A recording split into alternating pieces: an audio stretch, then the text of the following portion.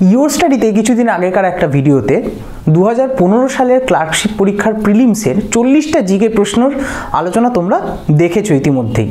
আর এই ভিডিওতে যেহেতু আমি রূপম রয়েছি তোমাদের সঙ্গে, তোমরা নিশ্চয়ই বুঝে গেছো যে আজকে আমরা 2015 সালের ক্লার্কশিপ পরীক্ষায় প্রিলিমসে আসা যে 30টা ইংলিশ প্রশ্ন, সেই ইংলিশের 30টা প্রশ্ন নিয়ে আলোচনা কিন্তু করতে চলেছি। এবং তার সঙ্গে সঙ্গে একটা গুরুত্বপূর্ণ কথা তোমাদেরকে বলে রাখি, আজকের ভিডিওর শেষে তোমরা যারা ভিডিওটা দেখছো, যারা স্টুডেন্ট রয়েছো, পড়াশোনা করছো, ক্লার্কশিপের জন্য প্রিপারেশন নিচ্ছ, তাদের জন্য খুব গুরুত্বপূর্ণ একটা অ্যানাউন্সমেন্ট রয়েছে। তাই তোমাদের সবাইকে বলবো ভিডিওটা কিন্তু তোমরা একটু স্কিপ না করে প্রথম থেকে একদম শেষ অবধি দেখবে। তাহলে চলো দেরি না করে শুরু করে দিচ্ছি আজকের ক্লাস। তবে শুরু করার আগে আমি রূপম তোমাদের সবাইকে আরও একবার স্বাগত জানাচ্ছি ইয়োর স্টাডিতে। তো দেখে নাও আমাদের প্রথম প্রশ্নটা কি রয়েছে। প্রথম প্রশ্ন কি দিয়ে শুরু হচ্ছে? I left college dash the age of 24 in, by, at, about. তোমরা দেখতেই পাচ্ছ যে চারটে অপশানেই রয়েছে প্রিপোজিশন, অর্থাৎ এই প্রশ্নটাও কিন্তু প্রিপোজিশনের। এইখানে কারেক্ট অপশন কোনটা হবে? কারেক্ট অপশন হয়ে যাবে option C, at the age of 24। যখন কোনো নির্দিষ্ট সময়কাল বা এজের কথা, বয়সের কথা বলা হয়, সেখানে আমরা কিন্তু অ্যাট ব্যবহার করি। ঠিক আছে, সেখানে কিন্তু আমরা অ্যাট ব্যবহার করি। তাহলে এখানে কারেক্ট অপশানটা হয়ে যাবে option number C, I left college at the age of 24। কেন? কারণ এখানে একটা নির্দিষ্ট বয়স বোঝানো হয়েছে, এজ বোঝানো হয়েছে, তার জন্য তার আগে আমরা অ্যাট প্রিপোজিশনটা বসালাম। দেখে নেবো এবার নেক্সট কোয়েশ্চেন কি রয়েছে। নেক্সট কোয়েশ্চেন রয়েছে walk slowly lest you dash fall. তোমরা এটা যদি সেন্টেন্সটা ভালো করে দেখো তাহলে এখানে বোঝানো রয়েছে কি, যে আস্তে আস্তে হাঁট নাহলে পড়ে যাবি, এরকম কাউকে বলা হচ্ছে। তার মানে কি এইখানে কোন অপশনটা কারেক্ট অপশন হবে? Would, should, must, could. এইখানে যে অপশনটা কারেক্ট হবে সেটা হচ্ছে অপশন নাম্বার বি, শুড। এবার যেই আমি শুডটা করলাম, তোমাদের মনে অবশ্যই প্রশ্ন আসবে যে স্যার আপনি উড, মাস্ট, কুড এই শব্দগুলো বাদ দিয়ে কেন এখানে শুড করলেন? আমি তোমাদেরকে একটা কথাই বলবো, যেখানে দেখবে লেস্ট কথাটা রয়েছে সেইখানে লেস্টের সঙ্গে জুড়ি হিসেবে কিন্তু এই শুড কথাটা ব্যবহার করা হয়। শুট কথাটা ব্যবহার করা হয়, যেরকম আমরা জোড়ায় জোড়ায় দেখে এসেছি, রামের সঙ্গে শ্যাম, মোটুর সঙ্গে পাতলু, নন্টের সঙ্গে ফোনটে। ঠিক একই রকমভাবে লেস্টের সঙ্গে শুড। এইরকম নির্দিষ্ট কিছু জিনিস ইংলিশে রয়েছে যারা কিন্তু জোড়ায় জোড়ায় বসে, আলাদা বসে না। তাই লেস্ট কথাটা দেখে কিন্তু আমি এখানে বসিয়ে দিলাম শুড।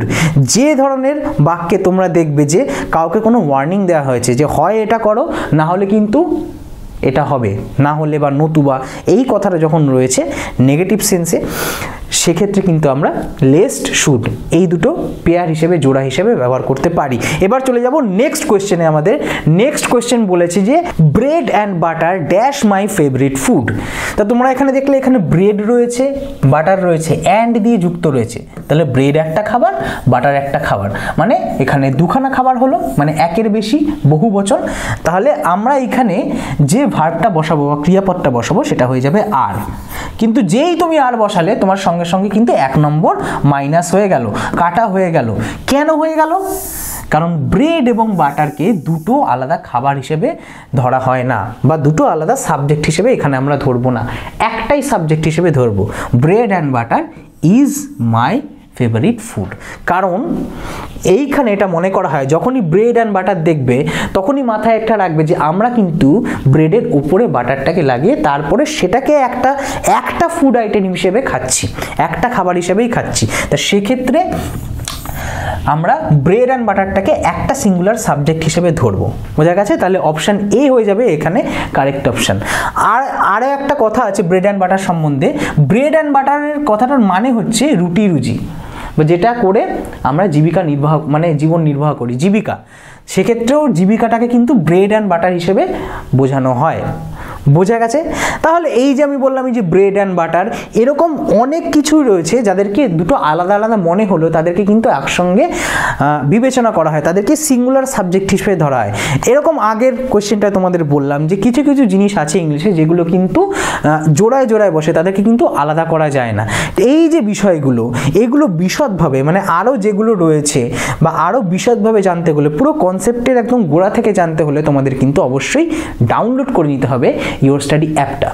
কিভাবে ডাউনলোড করবে যদি তোমাদের মনে প্রশ্ন আসে, তাহলে তোমাদেরকে বলি যে এই ভিডিওর ডেসক্রিপশনে লিঙ্ক দেওয়া রয়েছে, তোমরা সেখান থেকেও ডাউনলোড করে নিতে পারো, অথবা প্লে স্টোরে গিয়ে ইওর স্টাডি অ্যাপ সার্চ লিখেও, মানে ইওর স্টাডি অ্যাপ লিখেও তোমরা সার্চ করতে পারো, অ্যাপটা কিন্তু এসে যাবে। এবার তোমাদেরকে বলে দিই যে অ্যাপ মানে সার্চ করা বা অ্যাপ ডাউনলোড করা মানেই কিন্তু কোর্স, তোমরা কিন্তু কোর্সে এনরোল হচ্ছে না বা তোমাদেরকে কোনো টাকা পয়সা দিতে হচ্ছে না।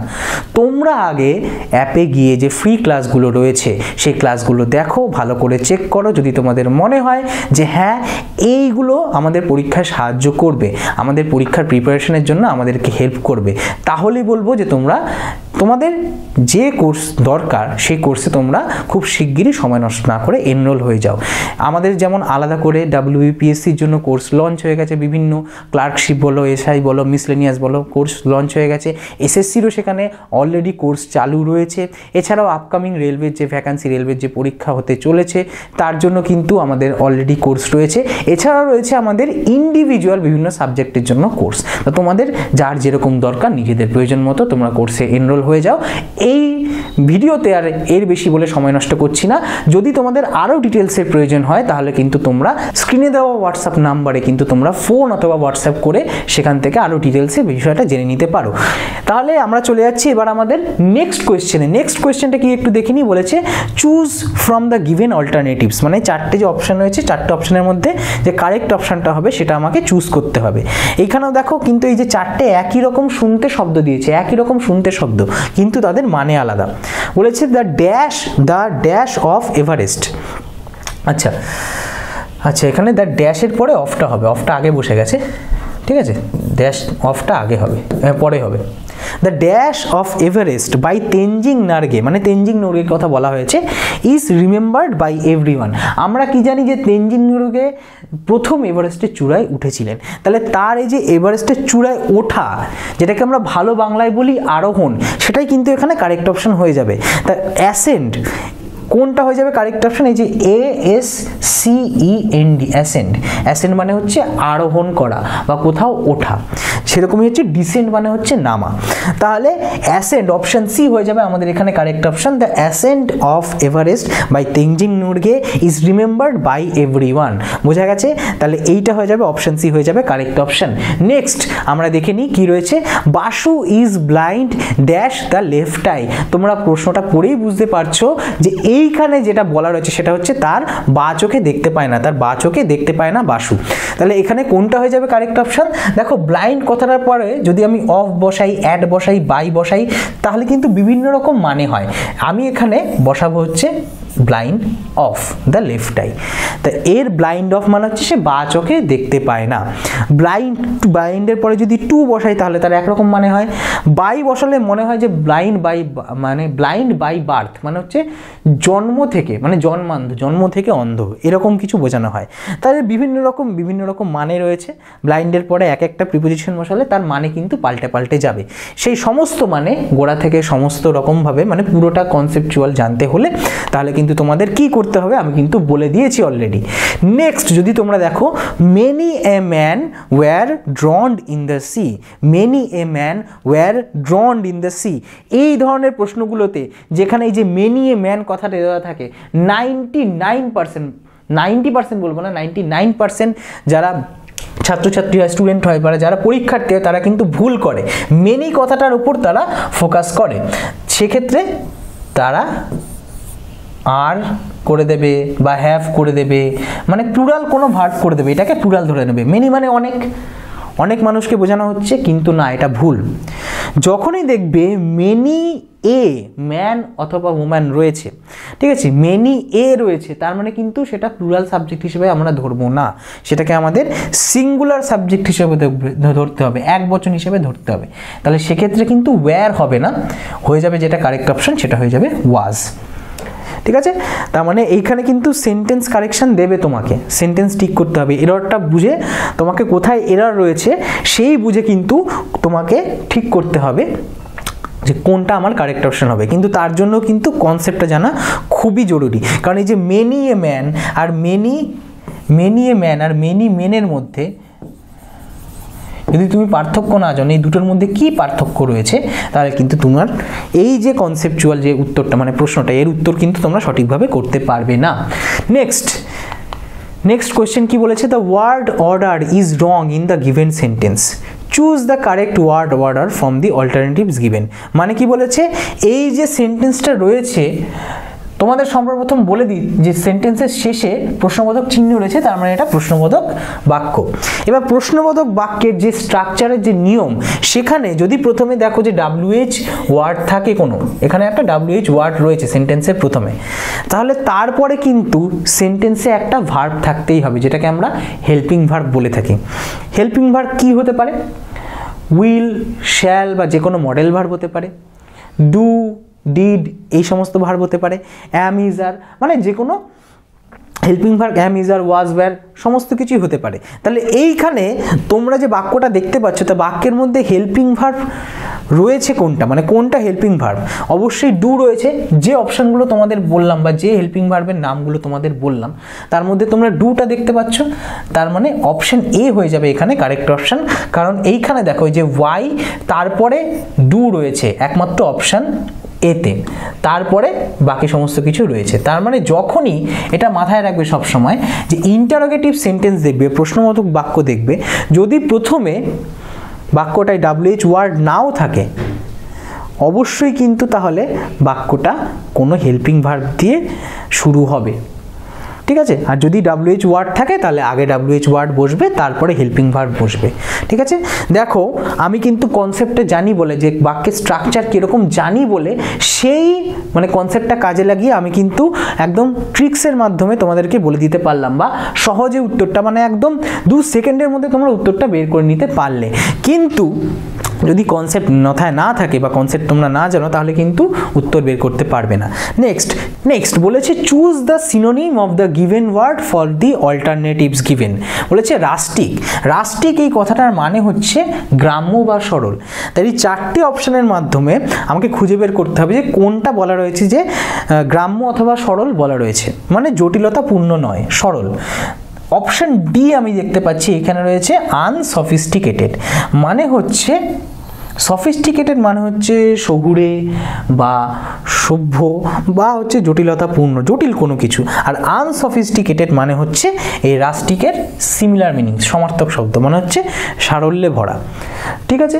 তাহলে অপশন ডি হয়ে যাবে আমাদের এখানে কারেক্ট অপশন। রাস্টিকের সিনোনিম বা সমার্থক শব্দ হয়ে যাবে আনসফিস্টিকেটেড। আর যদি এখানে বলতো অ্যান্টোনিম, যদি অপোজিট ওয়ার্ড দিত, তাহলে কিন্তু এখানে সফিস্টিকেটেড হয়ে যেত, সফিস্টিকেটেডটা দেওয়া থাকতো। Next, give the opposite of the given word by adding a suitable prefix. এই যে ম্যানেজ কথাটা রয়েছে, এর আগে এমন কিছু একটা যুক্ত করতে হবে, যেটা যুক্ত করলে কিন্তু এর অপোজিট ওয়ার্ড আমরা পেতে পারবো। তাহলে ম্যানেজের আগে আমি কি যুক্ত করব, যদি নন ম্যানেজ করি তাহলে এটা হবে না। মিসম্যানেজ যদি বলি তাহলে এটা কিন্তু কারেক্ট অপশন হয়ে যাবে। মিসম্যানেজ মানে হচ্ছে খারাপ ব্যবহার করা, দুর্ব্যবহার করা, ঠিক আছে, ঠিকঠাক ব্যবহার না করা। তাহলে মিসম্যানেজ হয়ে যাবে আমাদের এখানে কারেক্ট অপশন। ম্যানেজের আগে আমরা মিস এই প্রিফিক্সটা যুক্ত করে MIS অবশ্যই, ঠিক আছে, যুক্ত করে কিন্তু এর ম্যানেজের বিপরীত শব্দটা পেয়ে যাব। Next, state the function of the sentence choosing from the alternatives given. He is holding a high position because he always worked hard. তাহলে এইখানে state the function of the sentence মানে সেন্টেন্সের মাধ্যমে এই বাক্যটার মাধ্যমে কি বোঝাতে চেয়েছে, মানে হচ্ছে সে সবসময় একটা হাই পজিশনে মানে একটা উচ্চ পজিশনে নিজেকে রাখে, কারণ সে সবসময় ওয়ার্ক হার্ড মানে হচ্ছে সবসময় কঠোর পরিশ্রম করে, সেই জন্য সে একটা হায়ার পজিশনে থাকে। এইখানে কিন্তু এই যে বিকজ কথাটা রয়েছে না, বিকজ কথাটার মাধ্যমে যখন এর পরে কোনো কিছু যুক্ত থাকবে, তার মানে কোনো কিছু কারণ বোঝানো হচ্ছে।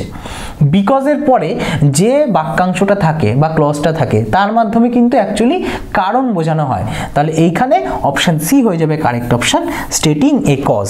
যেখানে বিকজ দেখবে, বিকজ মানে হচ্ছে বিকজের পরে একটা কারণ বোঝানো হচ্ছে, তার মানে এই যে বাক্যটার মাধ্যমে কিন্তু কোনো একটা ঘটনা ঘটেছে, তার কারণটা এখানে ব্যাখ্যা করা হচ্ছে।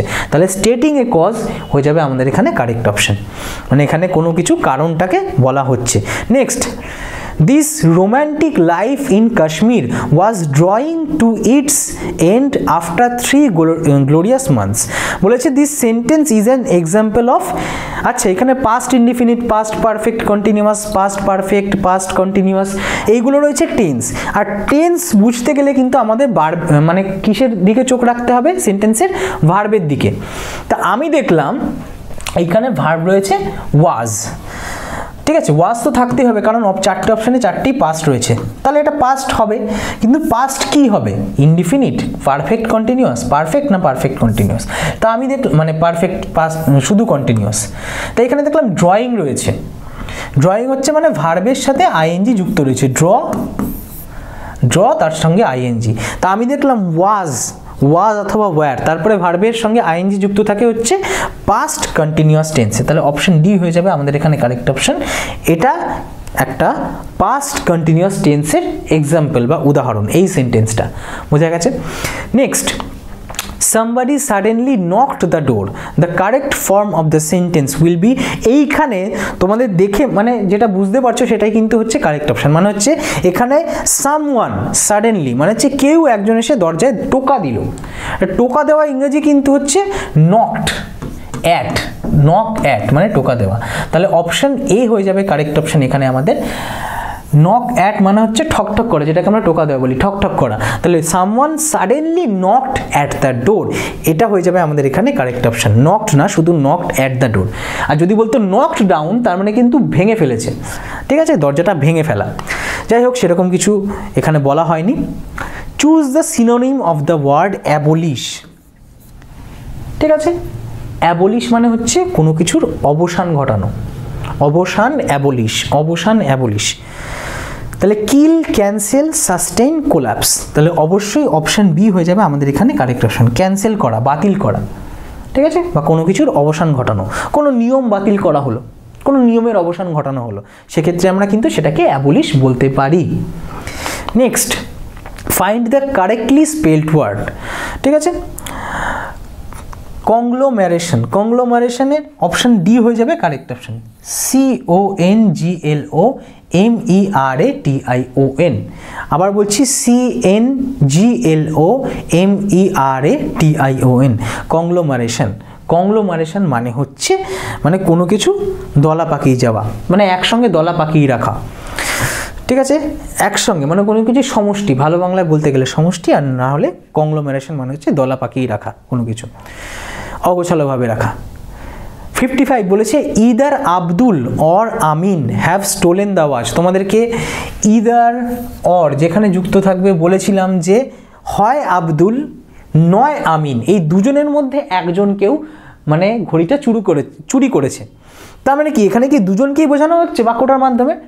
বাক্যটার মানে কি সেটা দাঁড়াচ্ছে যেখানে দুজনকে বোঝানো হচ্ছে? না, এখানে কিন্তু দুজনের মধ্যে একজনকে বোঝানো হচ্ছে, অর্থাৎ আমাদের যে সাবজেক্টটা সেটা কিন্তু সিঙ্গুলার, এক বচন। তাহলে এইখানে যেটা কারেক্ট অপশন হবে এটা হবে যে এখানে যে ভার্বটা রয়েছে না, এইখানে আমাদের এররটা রয়েছে, ভার্বটা সিঙ্গুলার হবে, সিঙ্গুলার ভার্ব কি হবে? হ্যাভের বদলে হ্যাজ, তাহলে অপশন ডি হয়ে যাবে আমাদের এখানে correct option.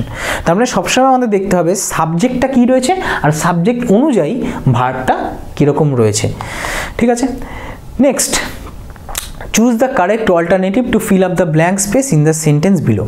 We felt that such a remark was in dash test, ঠিক আছে, was in dash test, praiseworthy, foul, bad, insensitive। তাহলে এইখানে অপশন সি ব্যাড হয়ে যাবে কারেক্ট অপশন, কারণ ব্যাডটা আমি যদি বসাই এখানে তাহলে একটা ফ্রেজ, ঠিক আছে, was in bad test, ঠিক আছে। ব্যাড টেস্ট মানে হচ্ছে, টেস্ট মানে হচ্ছে এখানে রুচির কথা বলা হয়েছে। ইন ব্যাড টেস্ট বা ব্যাড টেস্ট এই যে ফ্রেজটা, এটার মানে হচ্ছে কুরুচিকর বা যেটা ভালো নয়, খারাপ কোনো শব্দ সেখানে ব্যবহার করা হয়েছে। তাহলে বলে we felt that such a remark was in bad test, মানে তার যে মন্তব্যটা, আমরা এটা মনে করি যে সেই মন্তব্যটা হচ্ছে একটা কুরুচির পরিচয় বা অশ্লীলতার পরিচয়, এরকম কিছু বোঝানো হয়েছে।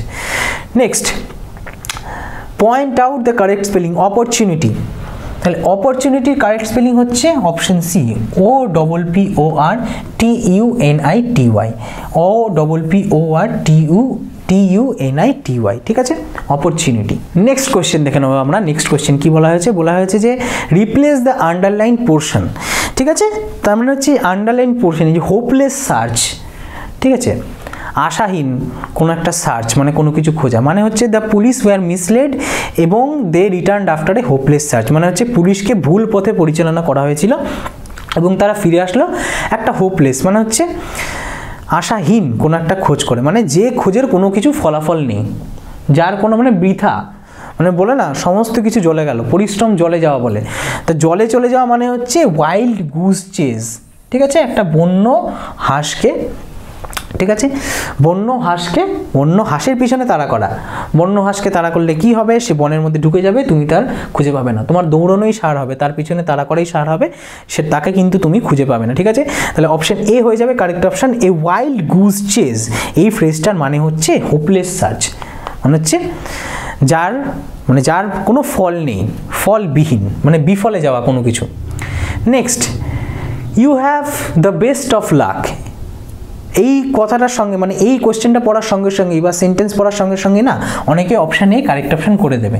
মে you have the best of luck, আমরা যখন কাউকে কোনো কিছু উইশ করি, may God bless you, may your life be fulfilled with joy, মানে এইরকম যখন আমরা উইশ করি কাউকে, সেক্ষেত্রে কিন্তু আমরা মে কথাটাই ব্যবহার করি। কিন্তু যদি এখানে একটা দেখো কোয়েশ্চেন মার্ক রয়েছে, প্রশ্নবোধক বাক্য, প্রশ্নবোধক বাক্যের ক্ষেত্রে কিন্তু আমরা এটাকে মে দিয়ে এরকমভাবে শুরু করতে পারবো না। প্রশ্নবোধক বাক্য এরকম যদি এখানে দিয়ে থাকে, সেক্ষেত্রে আমাদের কিন্তু উইল এই কথাটা দিয়ে বা উইল এই মডেল ভার্বটা দিয়ে কিন্তু শুরু করতে হবে। Will you have the best of luck, ঠিক আছে, তোমার কপালে কি সব থেকে ভালো জিনিসটা জুটবে, বা তোমার কপালে কি সৌভাগ্য লেখা আছে, বা তোমার লাকটা কি ভালো হবে। তা এই রকম জিনিসটার জন্য মানে এইখানে এই ছোটো ছোটো জিনিসগুলো কিন্তু খেয়াল করতে হবে। এইখানে যেহেতু প্রশ্নবোধক রয়েছে বাক্যটা, সেক্ষেত্রে কিন্তু এই উইল শব্দটা বা উইল মডেল ভার্বটাই কিন্তু এখানে কারেক্ট অপশন হবে, অন্য মডেল ভার্বগুলো কিন্তু আমরা এখানে ইউজ করব না। Next, the opposite of comfortable, কমফোর্টেবলের অপোজিট কি, আনকমফোর্টেবল, এটা কিন্তু আমাদের চলতি কথায় আমরা অনেক ব্যবহার করে থাকি, comfortable uncomfortable, comfortable uncomfortable. Next, Humphry Davy was apprenticed dash apothecary at the age of 15, মানে হচ্ছে Humphry Davy was apprenticed, apprentice মানে হচ্ছে অ্যাপ্রেন্টিস আমরা বলি না, অ্যাপ্রেন্টিস কথাটা ইউজ করি, শিক্ষানবিশ মানে যে কাজ শিখছে আর কি, আনাড়ি। তিনি অ্যাপ্রেন্টিসড হিসাবে যুক্ত হয়েছিলেন কোথাও, অ্যাট দি এজ অফ 15, ঠিক আছে, অ্যাট দি এজ অফ 15, তার মানে 15 বছর বয়সে তিনি কোথাও শিক্ষানবিশ হিসাবে ভর্তি হয়েছিলেন। তাহলে অ্যাপ্রেন্টিসডের পরে কিন্তু সবসময় টু হবে। তা এগুলো কি, এগুলো হচ্ছে ফিক্সড প্রিপোজিশন বা অ্যাপ্রোপ্রিয়েট প্রিপোজিশন আমরা বলে থাকি। এখানে দেখো দিয়েছে choose the most appropriate preposition.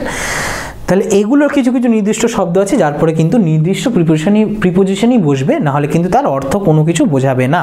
তাহলে এক্ষেত্রেও কিন্তু সেই রকমই একটা প্রিপোজিশনের উদাহরণ দিয়েছে বা কোশ্চেন দিয়েছে। আরেকটা এখানে ভালো করে খেয়াল করার বিষয় দেখো, এইখানে কিন্তু অ্যাট দি এজ অফ 15, অর্থাৎ প্রথমে যে প্রশ্নটা দিয়েছে তার মতোই কিন্তু ধরে নাও এখানে উত্তরটা দিয়ে দিয়েছে, যে দেখো এখানে অ্যাট রয়েছে, তার মানে প্রথমের উত্তরটা যে সহজ মানে একদম ঠিকঠাক সঠিক ছিল, এটা কিন্তু এখান থেকেই বোঝা যাচ্ছে। ওখানেও কিন্তু এজ দিয়ে দিয়েছিল, এখানেও এজ দেওয়া আছে এবং তার আগে অ্যাট যুক্ত রয়েছে। বলেছে leaves is to leave as wolves is to dash, তার মানে লিভস যদি লিফের সঙ্গে সম্পর্কযুক্ত থাকে, তার মানে লিফের সঙ্গে সম্পর্কযুক্ত মানে কি, লিফ মানে পাতা, তার বহু বচন হচ্ছে লিভস। আর তাহলে উলভস এর সাথে কিসের সম্পর্ক থাকবে, অবশ্যই উলফ। উলফ মানে হচ্ছে নেকড়ে, তার যে বহু বচন সেটা হয়ে যাবে উলভস। বোঝা গেছে? তার মানে দেখো সিঙ্গুলার প্লুরাল অর্থাৎ বচন থেকে মানে হচ্ছে নাম্বার থেকে প্রশ্ন দিয়েছে, কিন্তু ডিরেক্ট দেয়নি, ঘুরিয়ে দিয়েছে। ট্রান্সফর্ম মিনস, ট্রান্সফর্ম মানে হচ্ছে পরিবর্তিত করা, মানে কোনো কিছু পরিবর্তন হওয়া, তো অবশ্যই বি হয়ে যাবে এখানে কারেক্ট অপশন। ট্রান্সফর্ম এই কথাটা মানে হচ্ছে change. Next, choose the correctly spelled word. Forfeit, forget, forfeit, আচ্ছা ফোরফিট হয়ে যাবে আমাদের এখানে correct option, FORFEIT, forfeit. Forfeit কথার মানে হচ্ছে অন্যায় কাজের জন্য মানে ফাইন দেওয়া, ঠিক আছে, অন্যায় কাজের জন্য মানে আইন বিরুদ্ধ বেআইনি কাজের জন্য তুমি ফাইন দিচ্ছ, তুমি আইন ভেঙেছো, তুমি ফাইন দিচ্ছ, সেটা হয়ে যাবে ফরফিট। নেক্সট কোয়েশ্চেন বলেছে find the correct sentence his both sisters. আচ্ছা, এখানে একটা কথা তোমাদের বলে দিই, একটা ট্রিক্স তোমাদের বলে দিই। এই যে বোথ কথাটা দেখছো না, বোথ কথাটা কিন্তু যখনই বাক্যে দেখবে সবসময় মনে রাখবি বোথ কথাটা কিন্তু বাক্যের প্রথমে আসবে। তাহলে বাক্যের প্রথমে বোথ কথাটা রয়েছে অপশান বিতে আর অপশান ডিতে, ঠিক আছে। এইবার বোথ কথাটা যেহেতু বাক্যের প্রথমে বসছে, তাহলে এইখানে বোথ একটা নাউন মানে প্রোনাউন হিসেবে ইউজ হতে পারে অথবা অ্যাডজেক্টিভ হিসেবে ইউজ হতে পারে। বোথ এর পরে সবসময় একটা পজিটিভ কেস বসে যদি সেটা প্রোনাউন হিসেবে, যদি এটা অ্যাডজেক্টিভ হিসেবে ইউজ হয়। অর্থাৎ এইখানে বোথ হিজ সিস্টার্স মানে তার দুই বোন, এটা বোঝানোর জন্য বোথ হিজ সিস্টার্স এটা বোঝানো যেতে পারে। অর্থাৎ বোথের পরে একটা পজিটিভ প্রোনাউন বা পজিটিভ অ্যাডজেক্টিভ যুক্ত হতে পারে। আবার বোথটা যদি শুধুমাত্র প্রোনাউন হিসেবে ইউজ হয় তাহলে কিন্তু বোথের পরে অফও বসতে পারে, বোথ অফ হিজ সিস্টার্স। এই দুটো ফর্মই কিন্তু কারেক্ট, কিন্তু বোথ সিস্টার্স অফ হিম এই কথাটা কিন্তু কারেক্ট নয়। বোথ সিস্টার্স অফ হিম এই ফ্রেজটা কিন্তু কারেক্ট নয়, ঠিক আছে। হয় বোথটা অ্যাডজেক্টিভ হিসেবে বসলে তারপরে হিজ, হার, ঠিক আছে, আওয়ার এরকম কিছু শব্দ বসবে বা অ্যাডজেক্টিভ বসবে। আর যদি না বসে, যদি বোথটা প্রোনাউন হিসেবে ইউজ হয় তাহলে এরকমভাবে বসবে বোথ অফ হিজ সিস্টার্স, বোথের পরে অফ বসবে তাহলে, এবং তারপরে অবশ্যই দেখো এই প্রোনাউনটা কিন্তু আসবে বা অ্যাডজেক্টিভটা কিন্তু আসবে, পজিটিভ অ্যাডজেক্টিভ। তাহলে both of his sisters R married, এটা হয়ে যাবে আমাদের এখানে কারেক্ট অপশন। বোঝা গেছে? Next, choose the correct option my father is dash LLB। ঠিক আছে, এখানে যেহেতু উচ্চারণের উপর আমরা জোর দিয়ে আর্টিকেল সিলেক্ট করি, তো সেক্ষেত্রে এল এর উচ্চারণটা কিন্তু আগে আসছে, এর উচ্চারণটা আগে আসছে, অর্থাৎ এক্ষেত্রে কিন্তু আমাদের যে এটা হবে সেটা হয়ে যাবে an LLB। My father is an LLB।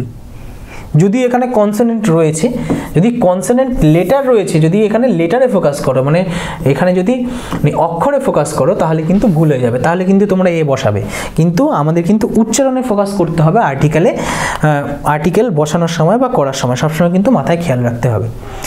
Next, রাজা রামমোহন রয় ট্রাইড টু অ্যাবলিশ সতী, মানে সতীদাহ প্রথা তিনি রদ করতে চেয়েছিলেন। ট্রাইড টু অ্যাবলিশ, এই যে অ্যাবলিশ কথাটা রয়েছে, এই অ্যাবলিশ কথাটা যে কথাটার মানে বোঝাবে এই অ্যাবলিশ কথাটা, ঠিক আছে, এই চারটে ফ্রেজাল ভার্ব, ঠিক আছে, অ্যাকচুয়ালি এগুলো phrasal verb, put up with, do away with, make away with, keep up with. এই চারটে ফ্রেজাল ভার্বের মধ্যে যে ফ্রেজাল ভার্বটাই অ্যাবলিশের সেম মিনিং হবে সেটাকে আমাদের চুজ করতে হবে। তাহলে অপশান বি হয়ে যাবে আমাদের এখানে correct option, do away with. ঠিক আছে, do away with, do away with মানে হচ্ছে কোনো কিছুর অবসান ঘটানো, কোনো কিছু একদম অবসান ঘটিয়ে দেওয়া, মানে শেষ করে দেওয়া, বাতিল করে দেওয়া, এরকম কিছু বোঝানো হয়। পুট আপ উইথ মানে হচ্ছে সহ্য করা বা মানিয়ে চলা, এরকম কিছু বোঝানো হয়। তার এই ফ্রেজাল ভার্বের বিষয়গুলো কিন্তু আমাদের গোড়া থেকে জানতে হবে, কনসেপ্ট জানতে হবে সমস্ত কিছু। Next, considering her qualification and social standing she is the most dash bright they are looking for, মানে হচ্ছে তার কোয়ালিফিকেশন, যোগ্যতা এবং তার সামাজিক যে অবস্থান, সমাজে তার অবস্থানের কথা বিচার করে, সে হচ্ছে সবথেকে ড্যাশ মোস্ট মানে সবচেয়ে বেশি, সবথেকে কি পাত্র বা কোনে, ইলিজিবল, অ্যাফেবল, ইন্টেলিজিবল, এলিজিবল। তাহলে এইখানে যেটা কারেক্ট অপশন হয়ে যাবে অপশন ডি, এলিজিবল, মানে সবথেকে যোগ্য পাত্রী বা কোনে, সবথেকে যোগ্য মানে তার কোয়ালিফিকেশন এবং তার যে সামাজিক যে অবস্থান সেটা ধরতে গেলে সে হচ্ছে সবথেকে যোগ্য কোনে। Man the wart dash wonderful animal. The wart মানে হচ্ছে আগেকার দিনে এটা ওল্ড ইংলিশ বলা যেতে পারে, ওল্ড ব্রিটিশ ইংলিশ, মানে এটা মানে হচ্ছে তুমি বা আপনি যেটা সম্বোধন করি আমরা এখনকার দিনে, তখনই দ্য ওয়ার্ড বলা হতো। তাহলে ম্যান মানুষ, তুমি হচ্ছে একটা ওয়ান্ডারফুল অ্যানিমেল মানে হচ্ছে বিস্ময়কর একটা মানে প্রাণী। এখানে ওয়ান্ডারফুলের আগে হচ্ছে কিন্তু এই হবে, এই wonderful animal. Next, from the alternatives given, আচ্ছা, the participants arrived at the last moment. আচ্ছা, এই যে অ্যাট দি লাস্ট মোমেন্ট একদম শেষ মুহূর্তে, এইটা কোন ইডিয়ামটার মাধ্যমে এই শেষ মুহূর্তেটা বোঝাচ্ছে? At one's elbow, at arm's length, at the 11th hour. আমরা দেখো যে পুজোর সময় কিন্তু এই কথাটা বলে থাকি যে আমার তো শপিং মনে হচ্ছে 11th আওয়ারে শপিং। বিশেষ করে আমি যদি ব্যক্তিগতভাবে বলি, আমি কিন্তু একদম সবসময় লাস্ট মুহূর্তে শপিং করতে পছন্দ করি বা করে থাকি, আমার অভ্যাস হয়ে গেছে। তাহলে সেক্ষেত্রে আমি বলবো at the 11th hour, at the 11th আওয়ারে শপিং। তাহলে অপশান সি হয়ে যাবে আমাদের এখানে correct option. At the 11th hour মানে হচ্ছে অ্যাট দি লাস্ট মোমেন্ট। তাহলে আজকের ক্লাসে আমরা কী নিয়ে আলোচনা করলাম? 2015 সালের ক্লার্কশিপ পরীক্ষার প্রিলিমসের 30টা যে ইংলিশ প্রশ্ন এসেছিল সেই প্রশ্নের প্রশ্ন উত্তর নিয়ে আমরা আলোচনা করলাম, ঠিক আছে? এইবার যেটা তোমাদেরকে বলেছিলাম অ্যানাউন্স করবো তোমাদের জন্য ইম্পর্টেন্ট অ্যানাউন্সমেন্ট, সেটা হচ্ছে কি, এইবার আমরা সেকেন্ড ধাপে কিন্তু প্রবেশ করতে চলেছি, সেকেন্ড স্টেজ আমাদের প্রিপারেশনের। মানে হচ্ছে নেক্সট ক্লাসে, আগের দুটো ক্লাসে তোমাদের 2019-এর শিফট 1 শিফট 2 সমস্ত 30টা প্রশ্ন নিয়ে আলোচনা করেছি। আজকের ক্লাসে 2015 30টা কোয়েশ্চেন নিয়ে আলোচনা করলাম। নেক্সট ক্লাসে এই যে সমস্ত বিগত বছরের প্রশ্ন, অর্থাৎ গত 8 বছরে যে প্রশ্নগুলো এসছে ইংরেজি থেকে, সেই প্রশ্নগুলো অ্যানালিসিস করে কি কি বিষয়ে আমাদের পড়তে হবে, কীরকমভাবে পড়তে হবে, পড়তে গেলে কি কি সমস্যার সম্মুখীন হতে পারে, সেই সমস্যাগুলো সমাধানের উপায় থাকছে তোমাদের জন্য নেক্সট ভিডিওতে। অর্থাৎ নেক্সট ভিডিওটা হতে চলেছে কিন্তু আমাদের ইংলিশের ওপর স্ট্র্যাটেজি ভিডিও। অর্থাৎ পিএসসি ক্লার্কশিপ পরীক্ষায় ইংলিশের যে 30টা নাম্বার থাকবে, সেখানে 30-এ 30 পেতে হলে, 30-এ 30 যদি নাও পাও, একটা খুব ভালো স্কোর করতে হলে তোমাদের কি স্ট্র্যাটেজি হওয়া প্রয়োজন, সেটা কিন্তু আগামী ভিডিওতে তোমরা জানতে পেরে যাবে, ঠিক আছে? তাহলে চোখ রাখো ইউ স্টাডিতে। আজকের মতো এখানেই বিদায় নিচ্ছি, দেখা হচ্ছে তোমাদের সঙ্গে নেক্সট ভিডিওতে। ততক্ষণ পর্যন্ত সবাই খুব ভালো থেকো, সবাইকে টাটা, গুড বাই, টেক কেয়ার এবং জয় হিন্দ।